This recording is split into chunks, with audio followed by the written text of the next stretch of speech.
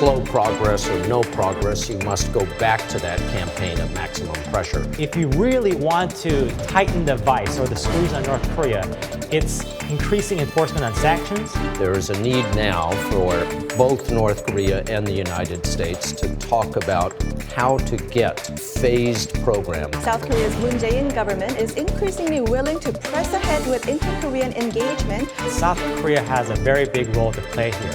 They can talk to North Korea and talk about what the U.S. is expecting. Make clear that Washington is not surprised by an announcement that comes out of that summit.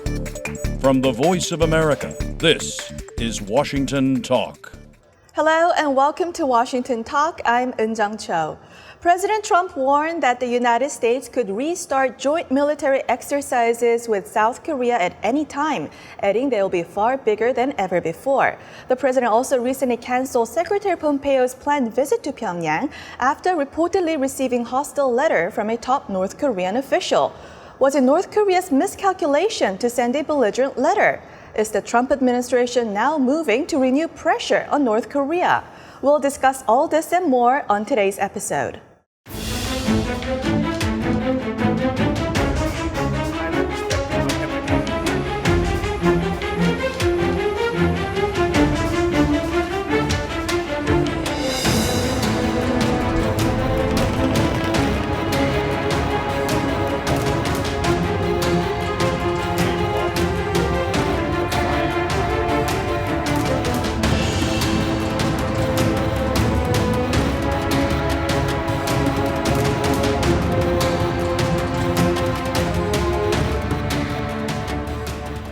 My guest today, Mr. Frank senior expert on North Korea at the United States Institute of Peace. Mr. Served as the senior advisor for North Korea in the Office of the Secretary of Defense from 2010 to 2017.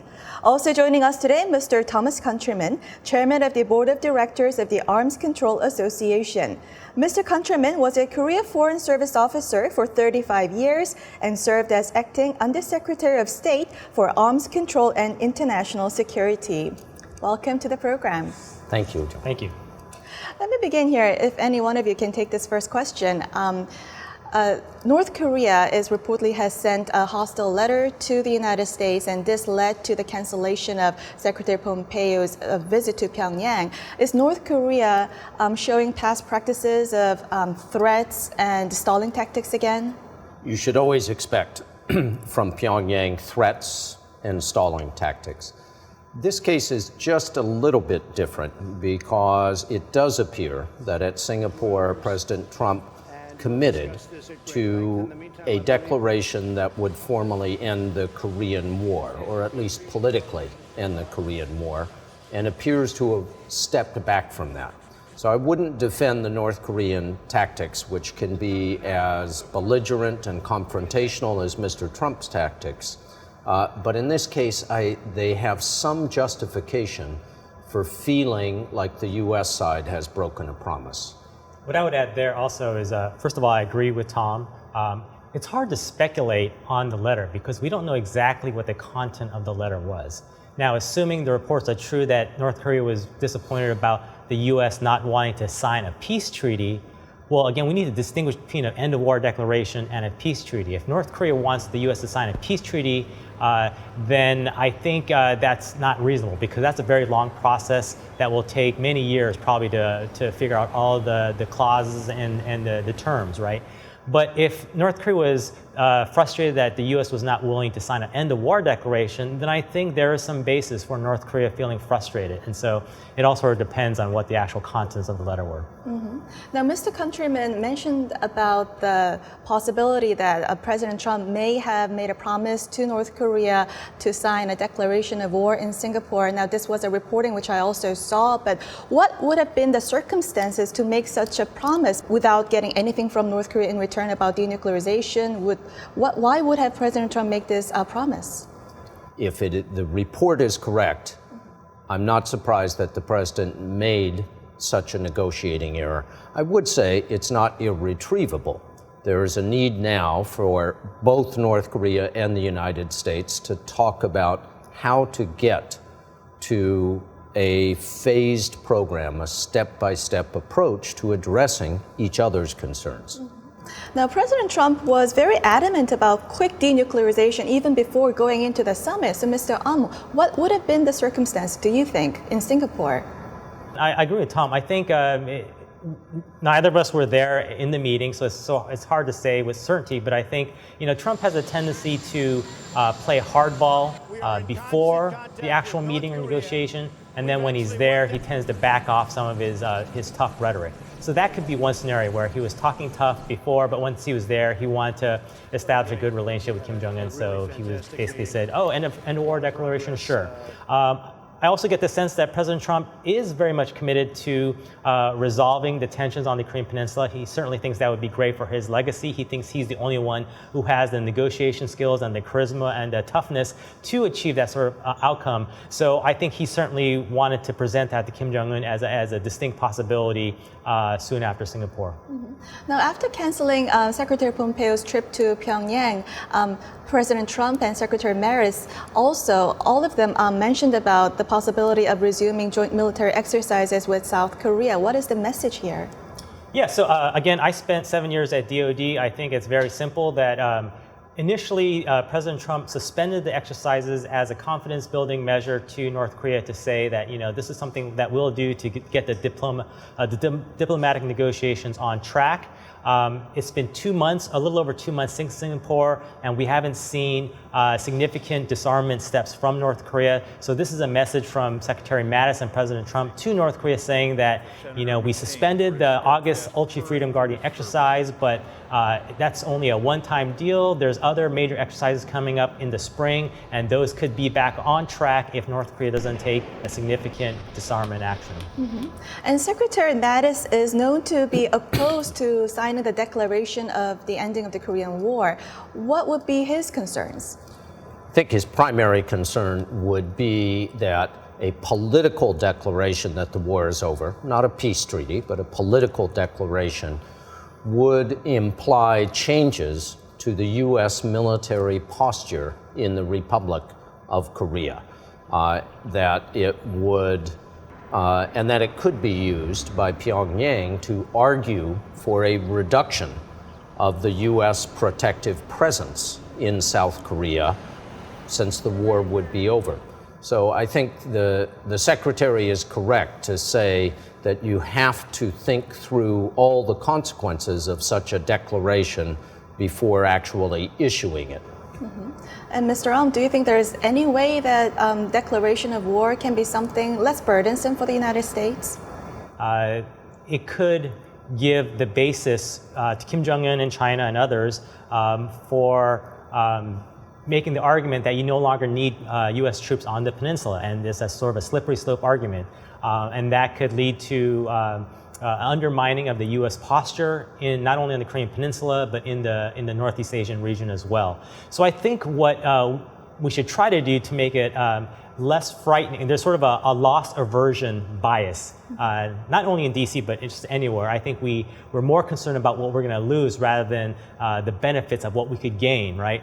And so to ameliorate that loss aversion bias, I think it'd be helpful for both South Korea, or actually all sides involved, to say exactly what the end of war declaration means. It's non-binding, and it certainly won't mean an end to the armistice agreement, and it won't mean the removal of U.S. troops from the Korean Peninsula.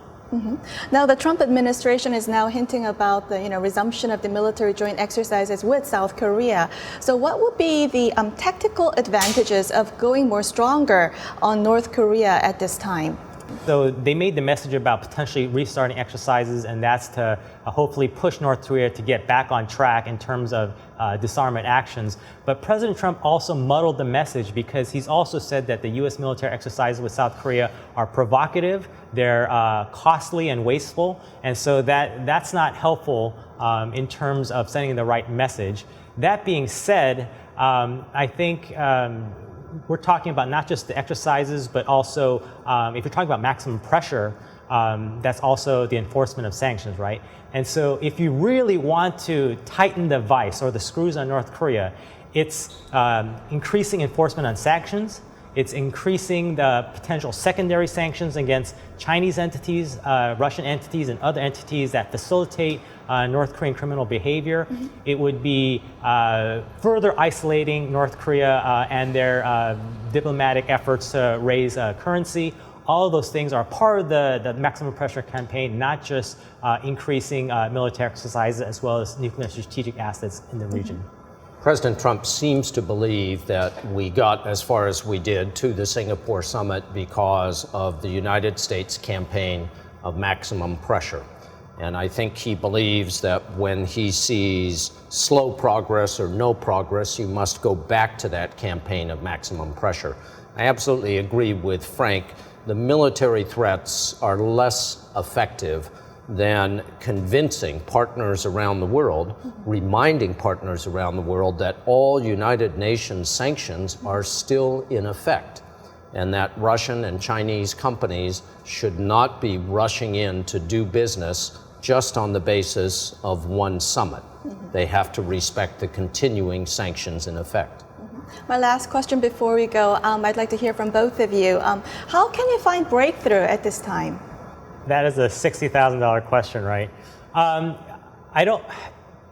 It's hard to see how there can be a breakthrough unless, in my opinion, one side or both sides agree to take some sort of risk. So provide a concession that they were unwilling to take previously, right? And maybe it's one side taking the first step, or maybe it's both sides taking a simultaneous an action, right? So I think unless you have something like that, it's very difficult to see a breakthrough.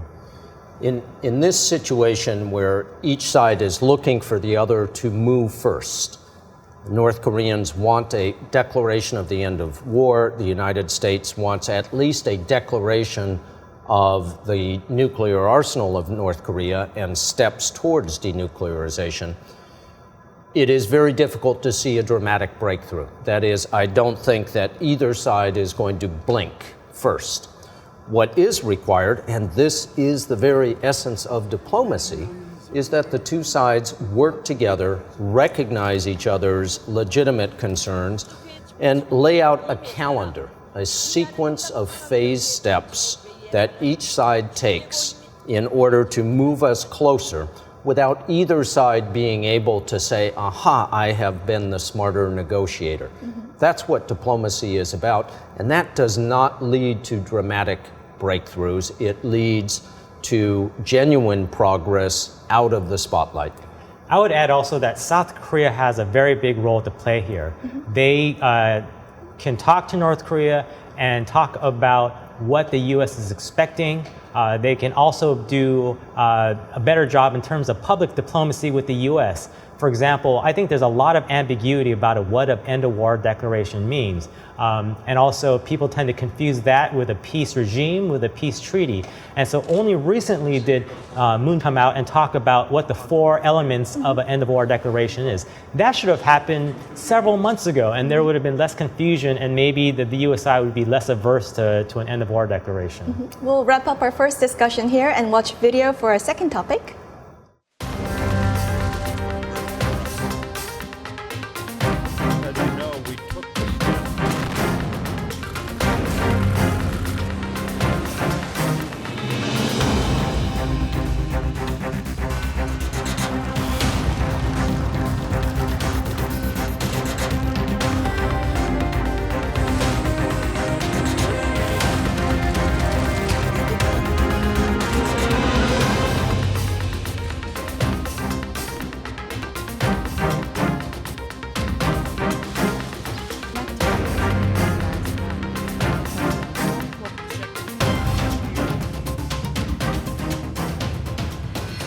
There are reportedly rising concerns inside the Trump administration that South Korea's Moon Jae-in government is increasingly willing to press ahead with inter-Korean engagement regardless of U.S. position and a lack of progress in denuclearization.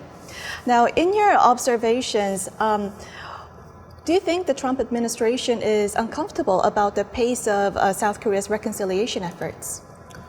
I wouldn't say yet uncomfortable. I think they are looking at the pace of North-South discussions and worried that it could lead in a direction that undermines the primary United States goal, which is denuclearization. South Korea shares that goal, but has other goals as well. South Korean diplomacy throughout this year has been exceptionally skillful in getting the two sides to the Singapore summit. I hope and I expect that South Korea will continue to show that level of skilled diplomacy and avoid surprising Washington with any dramatic development. There are a lot of concerns, and I agree with Tom. And some of the concerns are born out of statements that President Moon has made. So last year, he said that inter-Korean cooperation couldn't move forward unless it's done in parallel with U.S. DPRK negotiations. So we thought, okay, we're on the same page. In President Moon's Liberation Day speech, he said that inter-Korean relations can't be a byproduct of U.S. DPRK negotiations. So now he was sort of asserting that inter-Korean relations could move forward and without being dependent. So I think we see some of that language, and it can spur some concern within Washington. But I feel like a lot of that is underestimating South Korea as an ally. So certainly there's a lot of support, public support in South Korea. Over the last 8 years, public support for the alliance has been 90% or above. In the same Liberation Day speech, President Moon talked about turning the U.S.-ROC alliance into an even greater one. So I feel like, Tom has experienced this as well, but when we talk about alliance relations in the government, we use terms like shoulder to shoulder, ironclad, no daylight. I think we need to have the courage of our conviction in the alliance and not be so worried about the little sign of deviation. I think that President Moon and his advisors know that ultimately their security depends far more on a tight alliance with Washington than it depends upon détente with the North. So I agree with Frank. I think they'll continue to do the right balance of their various interests without doing anything to undermine the alliance with the U.S. South Korean government made an announcement that it will send a special envoy to Pyongyang on September 5th. Now, what will be the concerns on the U.S. side regarding the upcoming round of inter-Korean summit? I think no surprises is the most important thing. If President Moon intends, or if his representatives are discussing with the North a particular joint declaration of North and South, he needs to talk to Washington and make clear that Washington is not surprised by an announcement that comes out of that summit. Now, are inter-Korean exchanges a help or a hindrance to denuclearization efforts? I think they're somewhat helpful. Again, it's because we don't always understand North Korea's motivations. It's always good to hear counsel from our South Korean allies about their interpretations of their meetings, and certainly their understanding of cultural nuances when they meet with North Koreans. At the same time, the nuclear issue really is, at the end of the day, an issue between the U.S. and North Korea. And so South Korea can't really control North Korean behavior or U.S. national security interests, but it can be helpful in providing a different perspective. That's right. Well, we'll end it here and move on to our next segment. Okay. Now, time for the photo moment. Time to look at an interesting North Korea picture.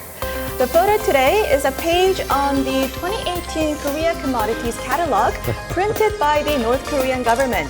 You see a North Korean drink here, and on the cover of the bottle, it says, "A drink that boosts energy." Now, Mr. What is your reaction? It looks like this North Korean person is an athlete. I'm surprised that they're creating energy drinks now. But I think if it helps them in their sporting endeavors, then that's great. Mr. Countryman? I'd like to know what's in it. I trust it's not sarin. I trust it's not plutonium. Whether it's caffeine or something else would be interesting. There is a little bit of a phosphorescent glow in that yellow drink that he had. Well, it boosts energy at the end of the day. Okay. Well, thank you for joining us today, Mr. Countryman, Mr. Thanks for having us. Our pleasure. Thank you. And this was Washington Talk from the Voice of America, and I'm Eun Jung Cho. Join us next week for more analysis on North Korea.